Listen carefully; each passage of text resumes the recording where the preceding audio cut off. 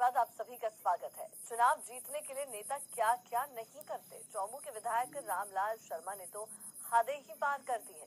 विधायक जी ने अपने इलाके के सैलून संचालकों को कैंची से लेकर उस्तरा तक बांट दिया। वहीं चाय की दुकानों पर विधायक की दी हुई केटली चौपालों पर चर्चा का विषय बनी हुई है।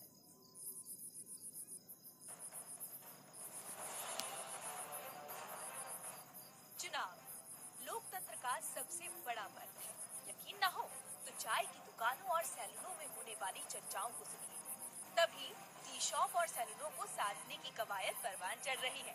ये देखिए, जिस केटली से चाय परोसी जा रही है वो विधायक महोदय ने बचवाई है। वस्तु की कीमत नहीं है, कीमत सम्मान की है और वो सम्मान हमने दिया है।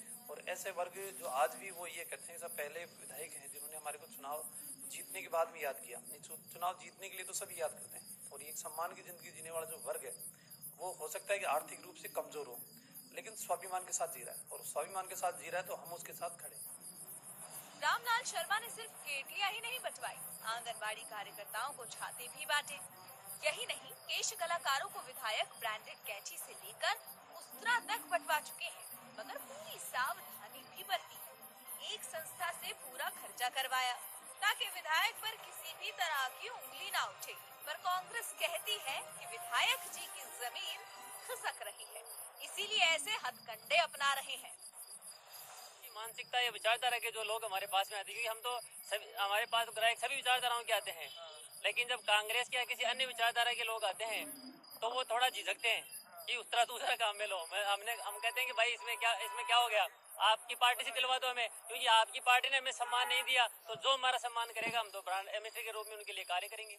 लोग बाग कह रहे हैं कि देखिए ये हार रहे हैं, इन्होंने कार्य करे नहीं है, इसलिए ये सब उस्तरे बांट रहे हैं। आप देखिए केतलियां बांट रहे हैं, शौले बांट रहे हैं, अम्ब्रेला बांट रहे हैं। तो आप देखिए ये सामने चीजें आई हैं।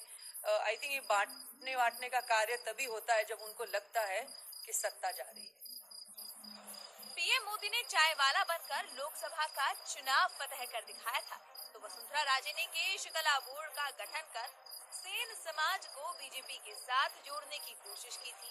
इसी कड़ी में विधायक रामलाल शर्मा अपनी सियासी जमीन मजबूत करने में लगे हैं, मगर विधायक जी को चाय के प्याले में तूफान न आ जाए, इसका भी पूरा ध्यान रखना होगा। पूर्ववर्ती अशोक गहलोत सरकार ने सत्ता फिर से हासिल करने के लिए जनता के बीच में क्या क्या नहीं बांटा, लेकिन मतदाताओं ने कांग्रेस को पूरी तरह पराजित किया और कांग्रेस 21 सीटों पर सिमट गई। अब कांग्रेस के नक्शे कदम पर बीजेपी के नेता जनता को लुभाने के लिए कई चीजें बांट रहे हैं। देखना है बीजेपी नेताओं के प्रयास आम जनता के बीच कितने कारगर साबित होते हैं। कैमरा पर्सन अविनाश के साथ बाबूलाल धायल, न्यूज़ 18 जयपुर।